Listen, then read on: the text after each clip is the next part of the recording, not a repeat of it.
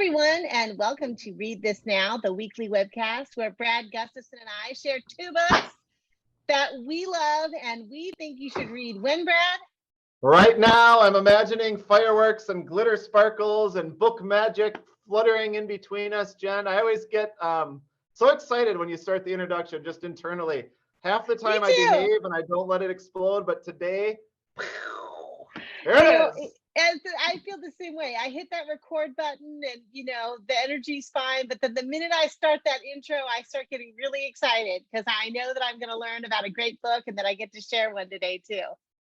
I was at a principal conference a couple days ago, and one of the speakers I had the chance to listen to was, I'm going to say, preaching about literacy. It was powerful and passionate. And literally, it took everything in my body not to, viscerally, I just wanted to yell, whatever, just lots of things like amen and thank you and all these things. But I would have been, even though Deb wasn't there, I managed to refrain a little bit. I gave myself the elbow, tone it down, Brad.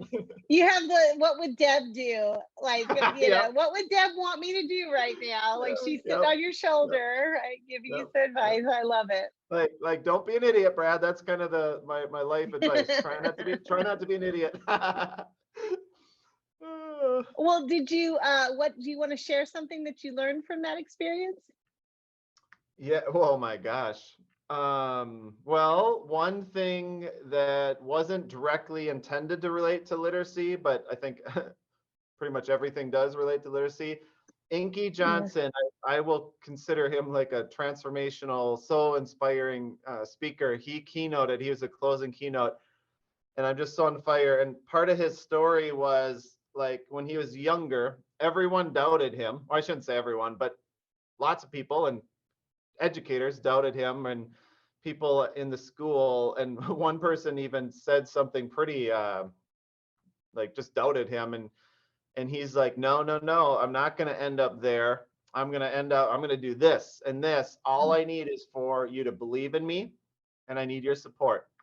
Believe in me, and I need your support. And I'm just, those words are just pouring over my kind of heart and soul in the ways I can do that. So long story short, I'm thinking about how can we believe in kids, readers, but also support them with what they need to kind of fulfill their reading destiny. And for me, that always boils down to teaching everyone how to read, and then helping, create the conditions that ensure they want to read. So I love it. Well, that sounds, when you're talking about that stuff, I'm thinking, well, golly, Brad, you're already doing a lot of that, in your practice. I know you walk the walk. You don't just talk the talk. Yep. And I challenge myself to think about kids who might be less vocal and just not make any assumptions about them. How do we know? We think we're trying to do good stuff. We're trying to live out that mission, but how do we know we are, and who aren't we reaching, and how open are we to feedback and personalizing to make sure that we're trying to live out that promise for everyone? And that's a journey, and I can guarantee we're not living it out for everyone, at least in its fullest. So it's just a really powerful thing to hear from I'm really going to sound like an idiot if I'm trying to tell Inky's story, but if you ever have a chance to watch a video, buy his book or hear him speak, I could go again and again. I'm just on fire. I love going back from a conference because I was thinking about this morning while eating my frosted Cheerios at the end of last year. Well, at first I was thinking I feel on fire for the school year and just to lean into it. And then I thought, at the end of last year, I felt like a spent fire extinguisher, just putting stuff out. But how great to transform and go to a conference, and lots of literacy sessions, but lots of other sessions too and lots of just talking to other people who care and walked similar and different journeys. Really, really cool.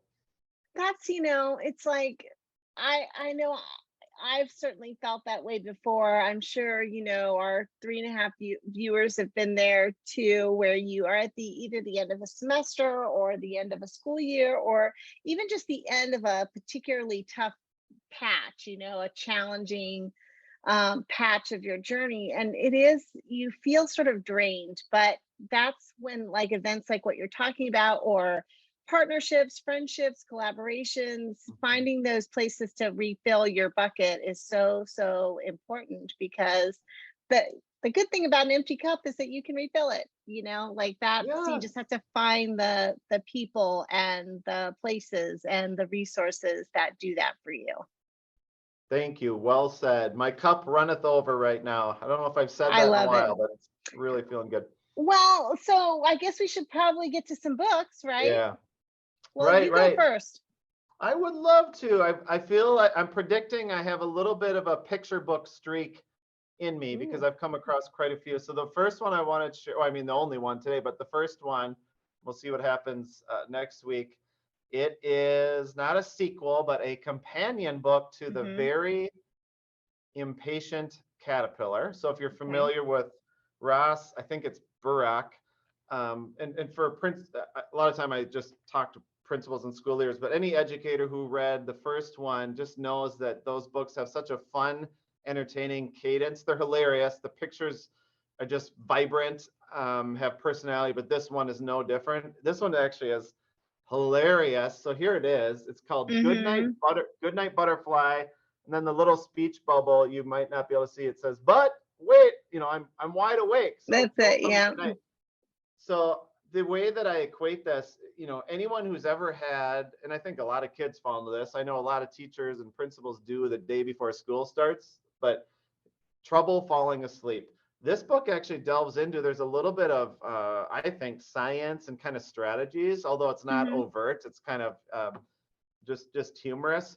But long story short, Butterfly meets a friend who's trying to talk Butterfly through things just to help him fall asleep. It's a hilarious adventure. I did mark my favorite. Well, there's so many good pages, but this one I just loved. I don't know why. So at one point, Porcupine is the friend who's talking to Butterfly, but Porcupine interrupts and says, "Whoops, here we go. You're talking to a pine cone now." And Butterfly is like, "You're right. I do need sleep." So basically, Butterfly is so tired that they're Yeah. just, losing, or what's the word? Just, losing all sensibilities. And it was just hilarious and unexpected.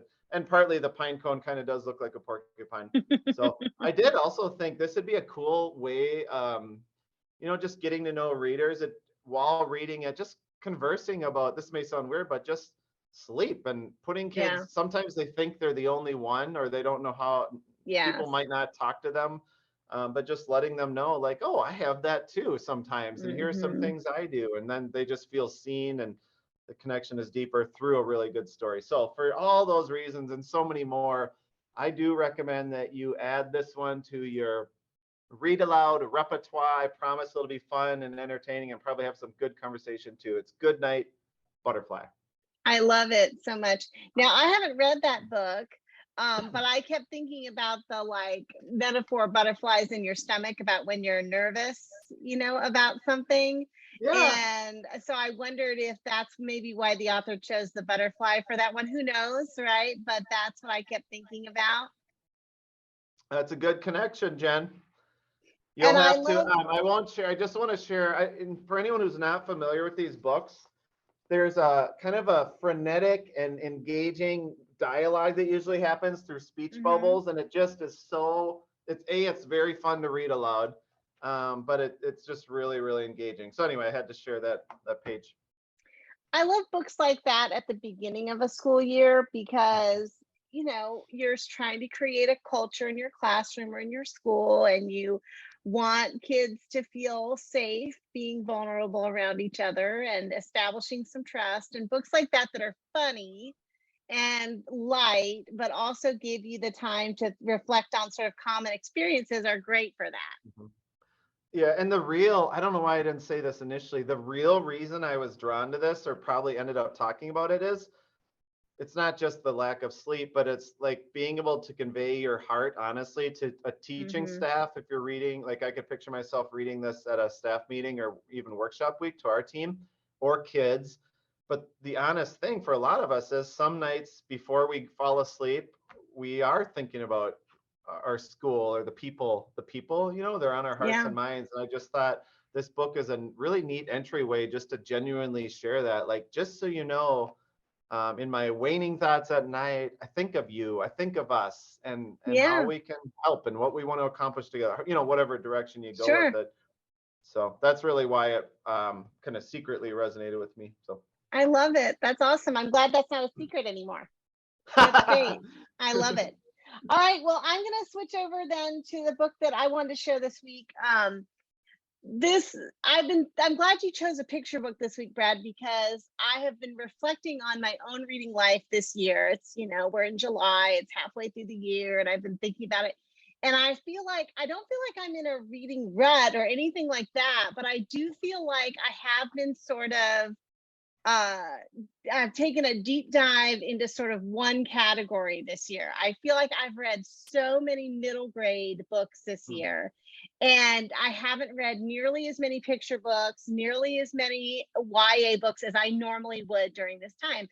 And that's just that's not something I need to change or anything like that. I just was thinking about it like, oh gosh, wow, I've really read a lot of middle grade this year. And in fact, the book I'm going to share this week is another middle grade book. But my gosh, Brad, this year has been so good for middle grade books. It's really hard for me to tear myself away from some of these because I feel like we're just having a great year. I could probably list like a dozen right now that I think are awesome middle grade books from 2022 alone. So that's amazing. And this one is going to the top of the pile. I have to give a quick shout out to my friend Frankie Siberson, who told me I really need to read this book. And I'm so glad I did. When Frankie's one of those people, when she tells you to read something, you just do it because she's telling you that it must be good. And Jen, this book, go ahead. I know somebody like that. You After do? last week's show, Deb helped me out, and we ordered the book that you book talked last week. So I can't remember which one I book talked, but I hope it's awesome. I hope you love it. I can't remember which one, but we have a resource for that you can share we at the sure very do. end, right? This book, I want to go ahead and share the cover. It's called Swim Team, and it's a new graphic novel. It's by Johnnie Christmas, who does the illustrations and the text. And I'm just doing a little bit of research on Johnnie. I didn't realize, but Johnnie Christmas is a really accomplished comics artist and cartoonist for adults. This is his first book for young people, and gosh, he really, really knocked it out of the park. I'm going to do the trick that we do with picture books and take the dust jacket off, because this particular book has a really neat scene. Well, first I'll show you just the front cover. I love the water there, It's swim team. We beautiful. sort of, isn't it Beautiful. gorgeous? And Yeah. then on the back, we get sort of a glimpse into some of the characters that we're going to meet. But if you take that dust jacket off, we get a whole other scene inside. And if we open the book, we can see that despite the spine, it's actually one scene from a swim meet, right? And we can kind of see the people. And that image became more powerful to me after having read the book, but I love when there's sort of a surprise in it. But this book is about a young girl named Bree. We don't know exactly what grade Bree is in, but we know she's in middle school. She and her dad have decided to move from their home in Brooklyn, New York, all the way to Florida because dad has gotten a really exciting opportunity to attend a information technology coding school, while also sort of an internship. It's a rare opportunity, and dad's really, really excited about it. And so is Bree, because one of the things that they bond over is their love of math and puzzles, and coding is certainly part of that. Bree's anxious about moving away from all of her friends and stuff, but she ultimately feels like this is going to be a good change for her and her family. And when she gets there, she's excited to start school, for one, because she's excited to take an elective called math puzzles. Now, let me just tell you something, Brad. I got to take it aside right here. I wish I'd marked the page. Let's see if I can find it real quick. But one of the things I loved about this school was the list of elective opportunities for these kids. I couldn't believe, I wanted to sign up right away. I mean, there was math puzzles, which turned out to be full. Bree could not join that one. There's also one that's called Origami Round Table. Now, doesn't that sound fun? I mean, but Yes. too bad that one was full too. There's one called the Swamplands Study Group. and one called The Bookkeeper's Corner. I'm like, let me sign up. Like, I'm ready to full on go back to middle school and take all these electives. Sadly, they're all full. The only one that's open for Bree to take is Swim Club 101. Okay, the opportunity for her to learn to swim. Now, this is a problem because Bree has a deep fear of swimming and a lot of anxiety around the water. And what we learn is that Bree doesn't know how to swim, partly because she's always sort of believed and internalized this stereotype that Black people aren't good at swimming. And one of the magic parts of this book is that in Bree getting to know not only the swim team at her school, but also a neighbor in her new apartment complex in Florida who's a former swimming champion, she learns that this stereotype about Black people not being able to swim actually stems from a history of segregated pools. Not just in the South, but all over the US, where Black people weren't allowed to attend or participate in swimming unless it was a pool set up just for them. And then when segregation was ended, the law made it illegal to discriminate against Black people in public places. People found other ways to keep that segregation going by creating pools that you could only attend if you were a member or if you lived in a certain neighborhood and stuff like that. And this had a generational effect, a generation of Black people who didn't learn how to swim or didn't feel like swimming was for them. And Bree, even though she didn't know that history, has been affected by that. And we learned that other people in her community and even her own family have been affected. But luckily, she has this neighbor and she has these great teammates. And she has a few other like sort of guardian angels looking out for her in the community who not only help Bree conquer that fear, but also conquer some of the more pressing and more serious issues that she's facing as a result of this move. One of the things that I love, and let me see if I can find a page for you really quick that does this. Oh, here's a great one. When Bree, this is something I just felt like so many kids that even I could relate to. You know, Bree knows sort of logically that the things that the people who are guiding in her life, the adults in her life, her friends, she knows that what they're telling her about herself and her abilities and all of her great traits are true. But you know, there are those voices in your head, right? Who sometimes overshadow the voices of the people in your life who love you. And so like, here's a wonderful scene of Bree in the pool.